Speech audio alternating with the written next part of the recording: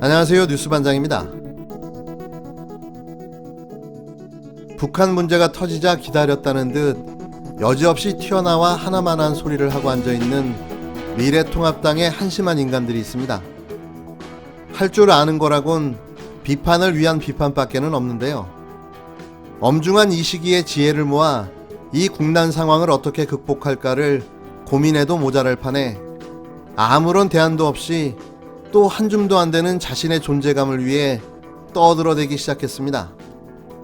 17일 쉬지 않고 계속된 태영호의 적중률 0%의 북한 예측들, 거기에 숟가락을 얹고 나선 유승민의 연락사무소 폭파는 굴종의 결말이다, 이게 평화냐라는 발언, 또 이준석의 상임위 독식한 민주당, 북한 위기를 알아서들 잘해보시라라는 비아냥, 거기에 한 발 더 나가 북한의 국민 생명 잃으면 문재인은 대통령직을 내놔야 한다는 한기호 의원의 황당한 발언까지 아주 세트 플레이를 하고 있는데요. 대체 지금 뭐가 중요한가요?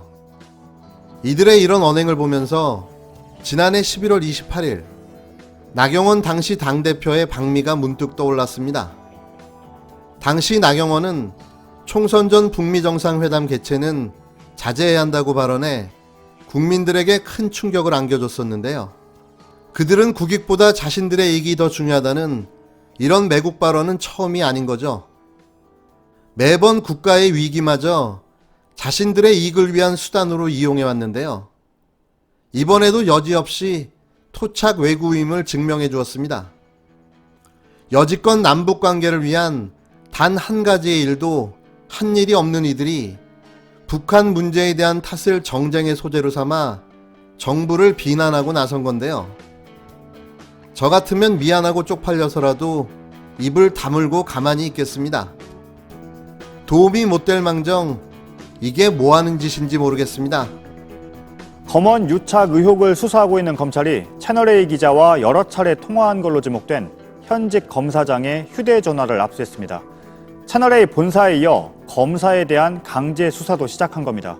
이른바 검언 유착 의혹을 수사하는 검찰이 채널A 기자와 부적절한 거래를 했다고 지목된 현직 검사장의 휴대전화를 압수했습니다.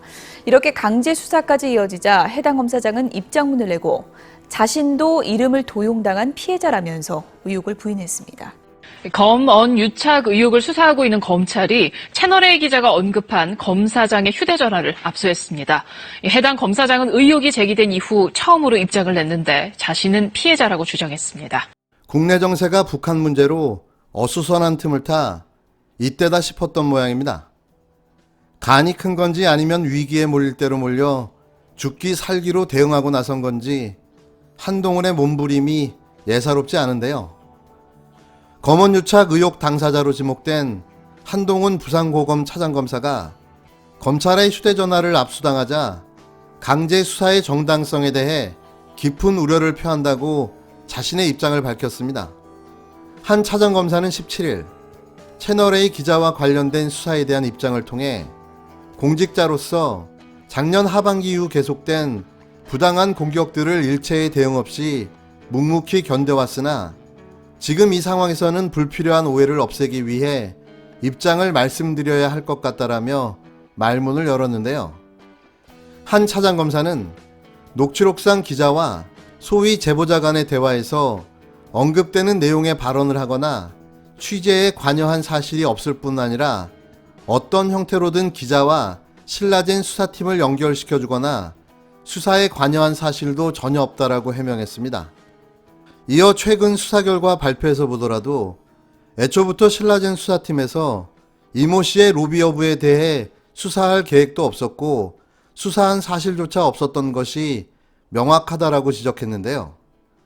한 차장검사는 저는 피해자라며 언론 보도 내용, 녹취록 전문 등 여러 정황을 종합하면 있지도 않은 여야 5명 로비 장부를 미끼로 저를 끌어들이려는 사전 계획에 넘어간 기자가 제 이름을 도용한 것으로 보인다고 호소했습니다. 최근 그가 부산고검으로 좌천된 것과 관련해 이 사건을 재기의 기회로 삼았다는 의심에 대해 어떤 검사도 기자에게 수감자에게 나를 팔아라고 하면서 제보를 압박하지 않는다라며 현 정부 인사에 대한 타청의 비리 수사를 서울 요직으로 다시 제기하기 위한 동아줄로 생각했다는 것은 상식에 반한다고 반박했는데요. 한 차장검사는 그동안 법률적 대응이나 입장 표명을 하지 않았으나 이제부터는 저에 대한 객관적 근거 없이 제기되는 명예훼손 등 위법 행위에 대해서는 단호하게 대응할 수밖에 없다라며 편향되지 않은 공정한 수사를 통해 진실이 규명되기를 바란다고 말했습니다. 한편 서울중앙지검 형사일부 정진웅 부장검사는 지난 16일 종합편성 채널인 채널A와 검찰 간 유착 의혹과 관련해 한동훈 검사장의 휴대전화에 대한 압수수색 영장을 집행했는데요. 이런 전격적인 압수수색과 재수사는 왜 갑자기 이루어진 걸까요? 그것도 윤석열의 최측근으로 불리는 한동훈은 왜 수사를 받고 있는 걸까요? 다들 의아스러우시죠? 이유는 두 가지입니다. 우선 첫 번째는 이 수사를 진행하는 곳이 서울중앙지검이기 때문인데요. 이곳은 윤석열 청장과 각을 세워왔던 추미애 법무부 장관의 핵심 인사인 이성윤 서울중앙지검장이 맡고 있는 곳이기 때문입니다. 두 번째는 윤석열 청장의 검찰 장악력이 떨어졌다는 게 저의 의견인데요. 본인과 관련된 가족 비리 등이 계속해서 제기되면서 말빨이 안 먹히기 시작한 거죠. 속된 말로 각근이 떨어졌다고 봐야 한다는 게 제 생각입니다. 사퇴를 했어도 진작에 했어야 되는데요. 옷을 벗는 순간 바로 수사 대상이 되는 걸 누구보다 잘 알고 있는 윤 청장이 임기를 다 채우고 시간을 벌고 있다고 보여지는 겁니다. 이제부터는 제대로 된 반격이 시작되지 않을까 싶습니다. 총선 압승과 법사위 장악, 그리고 감춰왔던 각종 검찰 내 비리가 터지면서 그도 이제 마지막 종착지를 향해 달려가고 있는 겁니다. MBC 그 보도 자체가 가지고 있는 가치가 높다라는 말씀을 드리고 싶습니다. 네.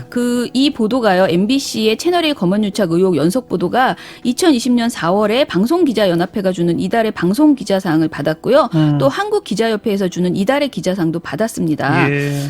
이렇게 그동안의 검찰과 언론의 유착관계에 대해서 기자들 스스로 많이 알고 인정하고 있었음에도 불구하고 이런 내용이 본격적으로 언론에서 이렇게 고발되는 일이 없었잖아요. 그렇죠. 그런 측면에서 이 보도를 한 것 자체가 상당히 용감한 보도였다라는 점에서 칭찬을 하고 싶습니다. 네.